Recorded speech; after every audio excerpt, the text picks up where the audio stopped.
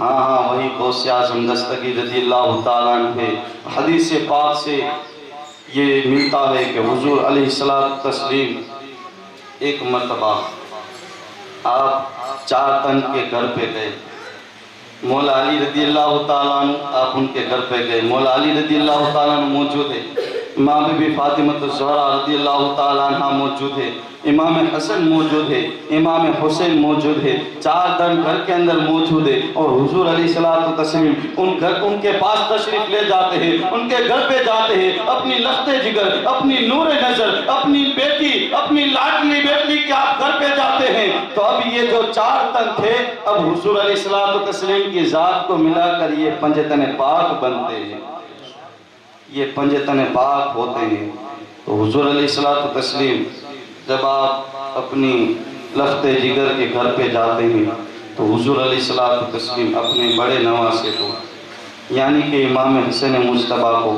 اپنی گودی میں اٹھاتے ہیں. کبھی گال چومتے ہیں، کبھی پیشانی کو بوسہ دیتے ہیں. ماں بی بی فاطمہ حیران ہے. کہا کہ بابا جان میں جب بھی دیکھتی ہوں تو آپ کو اس طریقے سے دیکھتی ہوں کہ آپ میرے گھر پہ تشریف لاتے ہیں تو آپ امام حسین کو چوما کرتے ہیں، آپ ان کو اپنی گودی میں بٹھا لیتے ہیں، ان کی پیشانی کو چومتے ہیں، ان سے پیار کرتے ہیں. مگر آج آپ کی جو امام حسن سے محبت نظر آ رہی ہے، آج جو امام حسن سے آپ پیار کر رہے ہیں، یہ جدا گانا نظر آ رہا ہے. آج سے پہلے میں نے امام حسن کے ساتھ اس قدر اس طریقے سے آپ کو پیار کرتے ہوئے نظر نہیں آیا. بابا جان بتائے بات کیا ہے، ماجرا کیا ہے؟ حضور علیہ الصلوۃ والتسلیم فرماتے ہیں اے میری لخت جگر، اے میری بیٹی، اے میری آنکھوں کی ٹھنڈک، بات یہ ہے کہ ابھی تھوڑی دیر پہلے جبرائیل میرے پاس آئے تھے اور جبرائیل نے کہا تھا کہ یا رسول اللہ صلی اللہ علیہ وسلم آپ کا جو چھوٹا نواسا ہے حسین،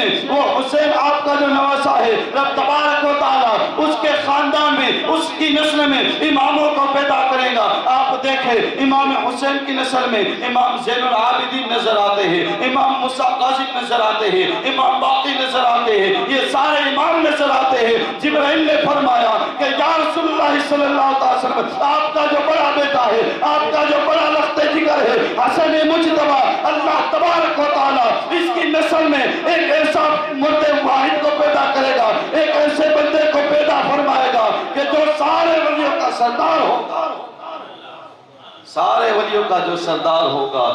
یہ حسن مجتبیٰ کی اولاد میں سے ہوگا. لہذا جبرائیل کے اسی فرمان پر آج میرا دل خوش ہو چکا ہے، آج میرا دل باغ ہو چکا ہے. اور جبرائیل کے اس فرمان پر آج میں اپنے بیٹے، آج میں اپنے لخت جگر حسن مجتبیٰ کو چوم رہا ہوں، حسن مجتبیٰ کو چوم رہا ہوں. اور کہا کہ دیکھو اس حسن مجتبیٰ کی نسل میں سے جو بیٹا آئے گا سارے ولیوں کا سردار ہوگا. اور ایک دن ایسا آئے گا کہ وہ منبر پر بیٹھ کر کہے گا کہ اے لوگوں، اے دنیا والوں سن لو، جتنے بھی اولیاء کرام ہیں سب کو اعلان کرے گا کہ میرا جو یہ قدم ہے یہ سارے ولیوں کی گردن پر ہے. یہ خود حضور علیہ الصلوۃ والتسلیم نے فرمایا، یہ خود آقا علیہ الصلوۃ والتسلیم نے آپ کے بارے میں پیشن گوئی فرمائی. آئیے اسی تعلق سے ایک اور بات بتاتا چلوں کہ جب امام حسین، امام علی مقام میدان کربلا میں، میدان کارزار میں ظالم و جابر کے ساتھ لڑ رہے تھے تو اس وقت آپ کے سارے محبین جو ہے یکے بعد دیگر جام شہادت نوش کر چکے. امام حسین رضی اللہ تعالیٰ کے پاس امام حسن مجتبیٰ کے بیٹے آپ کے فرزند آتے ہیں اور آ کر کہتے ہیں کہ اے چچا جان، میں میدان کارزار میں جانے کی آپ سے اجازت طلب کرتا ہوں. آپ مجھے اجازت دیجیے تاکہ میں اس میدان کے اندر جاؤں اور جو ہے اپنا حق ادا کروں، رب تبارک و تعالیٰ کی بارگاہ میں قربانی پیش کروں اپنی طرف سے. امام حسین نے جب اتنا سنا کہا بیٹا قاسم، تم جو ہے وہ ہو کہ جب تم کو دیکھتا ہوں تو مجھے اپنے بھائی حسن کی یاد آ جاتی ہے. تم اس کے لخت جگر ہو، اس کے نور عین ہو. اور تم وہ ہو کہ جب تم کو دیکھتا ہوں تو اپنے نانا جان کی بھی یاد آ جاتی ہے. میں تم کو کبھی بھی میدان کرب و بلا میں جانے کی اجازت نہیں دے سکتا. آپ بار بار اصرار کر رہے، بار بار کہہ رہے کہ چچا جان مجھے بھی حق ادا کرنے دیجیے، یہ سارے جام شہادت نوش کر چکے ہیں، مجھے بھی رب تبارک و تعالیٰ کی بارگاہ میں حاضر ہونا ہے اور مجھے بھی شہادت کا مرتبہ حاصل کرنا ہے۔ امام علی مقام رضی اللہ تعالیٰ عنہ بار بار منع کر رہے ہیں۔ اتنے میں امام قاسم کو ایک بات یاد آتی ہے، ایک بات آپ کے ذہن میں آتی ہے کہ جب میرے بابا جان امام حسن مجتبی رضی اللہ تعالیٰ عنہ اس دنیا سے کوچ کرنے لگے تھے تو اس وقت انہوں نے ایک وصیت نامہ مجھ کو لکھ دیا تھا، ایک وصیت نامہ لکھا تھا اور اس کو تعویذ کے اندر بند کر کے کہا تھا کہ بیٹا قاسم اس کو اپنے بازو میں باندھ لو اور اس وقت اس کو کھول کے پڑھنا جب تم سب سے زیادہ مشکل گھڑی میں ہو، اس وقت اس کو کھول کے پڑھنا کہ جب تم کو لگے کہ یہی میرے لیے سب سے مشکل وقت ہے اس وقت اس وصیت نامے کو پڑھنا۔ اب امام قاسم کو تعویذ یاد آ جاتا ہے،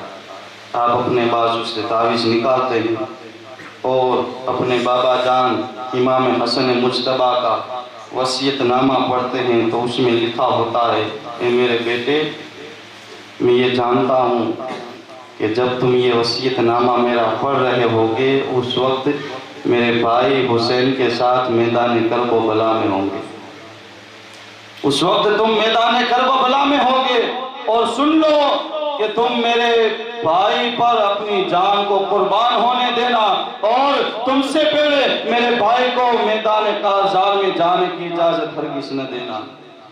آپ نے جب وہ وصیت نامہ پڑھا آپ خوش ہو گئے اور خوشی کے ساتھ امام علی مقام امام حسین کی بارگاہ میں جاتے ہیں اور جا کر دکھاتے ہیں، کہتے ہیں چچا جان دیکھو یہ میرے بابا جان نے اپنی آخری وصیت مجھ کو لکھ کر دی تھی اور کہا تھا کہ اس وقت کھولنا جب سب سے زیادہ مشکل گھڑی ہو۔ وہ وصیت نامہ امام علی مقام اپنے ہاتھ میں لیتے ہیں اور اس وصیت نامے کو جب پڑھتے ہیں آپ کی آنکھوں سے زار و قطار آنسو جاری ہے، زار و قطار آنکھوں سے آنسو جاری ہے اور آپ اسی عالم میں اسی حالت میں رب تبارک و تعالیٰ کی بارگاہ میں ہاتھ اٹھا کر دعا کرتے ہیں کہ مولا تبارک و تعالیٰ اے رب قدیر میرے بھائی نے اپنے نور عین کو اپنے لخت جگر کو میرے لیے قربان کیا ہے، میرے نام پر قربان کیا ہے، اے مولا قدیر میں تیری بارگاہ میں آج ہاتھ اٹھا کر دعا کرتا ہوں اور تو رب قدیر وہ شان والا ہے کہ تو مظلوموں کی دعا قبول کرتا ہے۔ آج تیرا حسین مظلوم ہے مولا تبارک و تعالیٰ تو بھوکے اور پیاسوں کی دعا قبول کرتا ہے، میں آج بھوکا اور پیاسا ہوں تو اس کی دعا قبول کرتا ہے، جو بیمار اور پریشان حال ہو آج میں بیمار پریشان حال ہوں مولا تبارک و تعالیٰ آج میں بس ایک ہی دعا تیری بارگاہ میں کرتا ہوں کہ تو میرے بھائی حسن کے اولاد میں ایک ایسے مرد مجاہد کو پیدا کرنا، ایک ایسی شخصیت کو پیدا کرنا کہ جس کی حکومت سارے کائنات پر ہو۔ تو حضور غوث اعظم دستگیر رضی اللہ تعالیٰ عنہ فرماتے ہیں کہ امام علی مقام نے جو میدان کربلا میں دعا کی تھی میں اسی دعا کا پھل ہوں۔ جو امام علی مقام نے میدان کارزار کے اندر میدان کربلا کے اندر جو دعا کی تھی میں اسی دعا کا پھل ہوں اور وہی عبد القادر جیلانی، میں وہی غوث اعظم دستگیر رضی اللہ تعالیٰ عنہ۔ آپ سے کسی نے پوچھ لیا کہ حضور آپ کو اپنی ولادت کا علم کیسے ہوا، آپ کو پتہ کب چلا کہ آپ اللہ کے ولی ہیں؟ کہا کہ میں جب ایک مرتبہ مدرسے جا رہا تھا، میں راستے میں تھا کہ مدرسے پر پہنچا تو اتنے میں فرشتوں نے آواز دی کہ بچوں راستہ کر دو، جگہ خالی کر دو، دیکھتے نہیں ہو اللہ کا ولی عبد القادر تشریف لا رہا ہے، دیکھتے نہیں ہو اللہ کا ولی عبد القادر تشریف لا رہا ہے۔ تو مجھے اس وقت پتہ چل گیا کہ میں اللہ کا ولی ہوں اور حضور غوث اعظم دستگیر رضی اللہ تعالیٰ عنہ آپ جب اپنی والدہ کے شکم میں تھے، اپنی والدہ کے پیٹ میں تھے تو اس وقت کی بات ہے، آپ کی والدہ نماز پڑھ رہی ہے اور آپ کو کوئی کام آ گیا تو آپ جلدی پڑھنے لگے، جلدی نماز پڑھنے لگی۔ اتنے میں کوئی آواز دینے والا آواز دیتا ہے، پکارنے والا پکارتا ہے اور کہتا ہے کہ امی جان سکون کے ساتھ نماز پڑھو، سکون کے ساتھ نماز ادا کرو۔ ام الخیر فاطمہ رضی اللہ تعالیٰ عنہ فرماتی ہے کہ میں نے اپنی جب چاروں طرف دیکھا تو کوئی نظر نہیں آیا، جب میں نے اپنے شکم کی طرف دیکھا تو میرے شکم کے اندر جو بچہ تھا وہ مجھ سے بات کر رہا تھا اور وہ کہہ رہا تھا کہ امی جان آرام کے ساتھ نماز ادا پڑھو۔ یہ حضور غوث اعظم دستگیر رضی اللہ تعالیٰ عنہ کی ذات ہے، اور الحمدللہ ہم ان کے چاہنے والے، ان کے غلام، ان کے ذکر کی محفلیں سجا رہے ہیں، ان کا ذکر کر رہے ہیں۔ رب تبارک و تعالیٰ حضور غوث اعظم دستگیر رضی اللہ تعالیٰ عنہ کی ذات کے صدقے توسل سے ہمارا محفل پاک میں حاضر ہونا اپنی بارگاہ میں قبول و مقبول عطا فرمائے۔ وما علینا الا البلاغ۔ سلام علیکہ صلوات اللہ علیکہ یا نبی سلام علیکہ یا رسول سلام علیکہ یا حبیب سلام علیکہ صلوات اللہ علیکہ علی البدر علینا من ثنیات